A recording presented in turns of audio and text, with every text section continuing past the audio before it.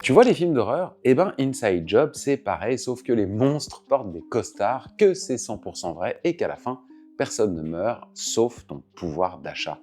C'est un documentaire où tu regardes des banquiers détruire le monde, expliquer pourquoi et finir avec des bonus. Et tout ça est narré par Matt Damon, ouais, Jason Bourne, qui t'explique comment Goldman Sachs t'a volé ton avenir en VO.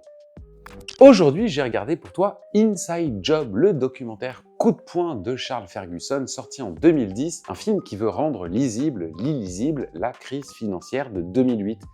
Et spoiler, il y arrive trop bien même.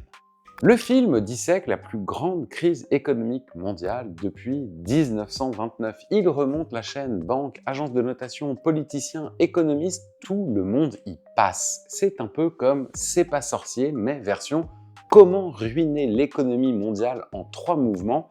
Ce que tu découvres, c'est que tout le système était fait pour exploser, et quand ça a pété, ceux qui l'avaient construit sont partis en jet privé. Le film est hyper maîtrisé visuellement, motion design limpide pour les montages financiers, archives grinçantes, extraits de news qui n'ont pas vieilli, spoiler, c'est encore pire aujourd'hui, interviews cadrées sobrement avec des mecs qui transpirent quand on leur pose les bonnes questions. I never heard him mention those things. Could we turn this off for a second?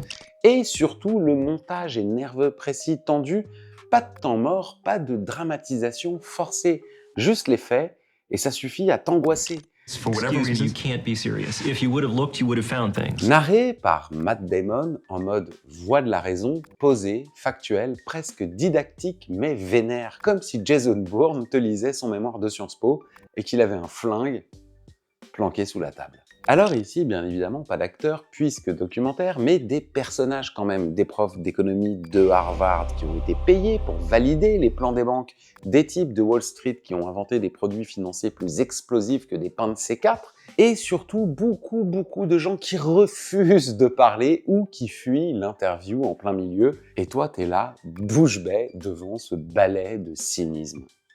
On est dans la veine des grands dogs d'investigation américains, Enron, The Smartest Guys in the Room, The Corporation, et même dans la forme un côté Michael Moore sans les vannes.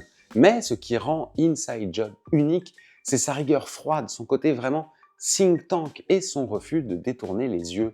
Il n'y a pas de mise en scène sensationnelle, juste des mécanismes disséqués au scalpel. Alors, est-ce que c'est parfait? Non, et en même temps oui, parce qu'en fait le film te laisse dans un état de rage impuissante. Tu finis par comprendre tout ce qui s'est passé et que ça va se reproduire. Et ça, c'est plus un bug qu'un défaut, en fait. Mais bon, qu'est-ce que tu veux? Inside Job, c'est le documentaire que tout le monde devrait voir pour comprendre comment une minorité a joué avec l'argent du monde entier et en plus a gagné. À montrer dans les lycées et dans les amphis, à ton banquier, à ta daronne. Et si t'as aimé, va sur The Big Short de McKay, plus pop, plus drôle, mais tout aussi flippant. Margin Call, fiction étouffante, quasi en temps réel, sur la veille de la crise.